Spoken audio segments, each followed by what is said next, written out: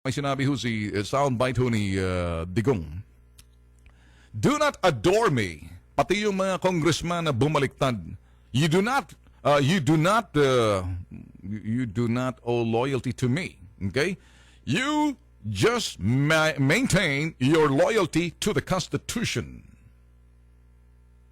Tama yung sinabi ni Digong, pero may kunting...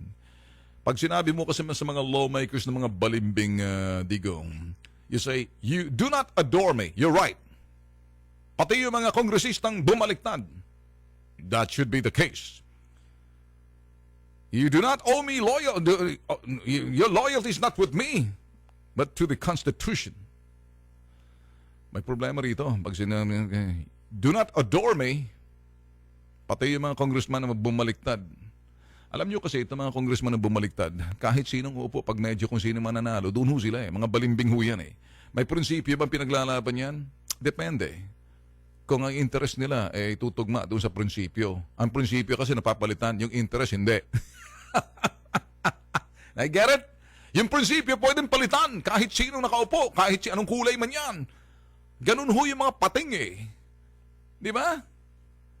Yung interest, permanente. Yung prinsipyo, napapalitan. Subject to whoever is the winning candidate, the loser.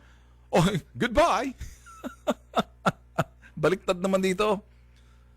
The interest will always be there. Kaya nga sila nagtatalunan eh. Kasi gusto naman panatili ang kanilang mga saklaw na kapangyarihan nila. Magagawa nila mga dating ginawa. Nagbago lang sila ng partido. Nagbago lang sila ng suklay. Iba ng estilo ng kanilang packaging. But inside them, still the same. Now ngayon sabi ni Digong, don't adore me. President Digong. They do not adore you. You know why? They want to stick with you like leech, like mga garapata, leeches. You know why? Sisip-sip ng dugo yan kasi interest nila ang pinangangalagaan. Hindi yung loyalty. Loyalty is principle based on the Constitution. The Constitution will always be there. The loyalty is defined as what's my interest. Anong akin dyan? So sa akin, medyo doon ho, hindi kami magkatugma ni Digong, do not adore me. Sabi niya, tama yon. Pati yung mga congressman na bumaliktad. Ha? Tama. Mas gusto ko pang sabihin ni Digong, hey, you congressman, yellow, you mga balimbing, it's okay to adore me, follow me, support me. But we'll look at it on the basis of the Constitution. Your loyalty, will be based on what the Constitution say.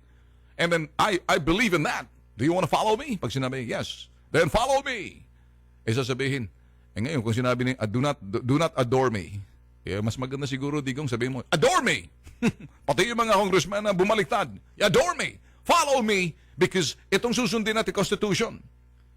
When I have something, support me. Yan ang mas maganda siguro, supportahan nyo ako. Kasi pag medyo nakaano na yan, nandyan na yan, nakaupo na, hirap na tanggalin yan. Ang gagawin yan, magfe-filibusterin na yan. Kasi the Constitution says, gagamitin yung Constitution. Always remember, it's not about the loyalty, it's about the interest. What's in it for them? What's in it for me? Ganyan ho lagi. Sus, Ginoo.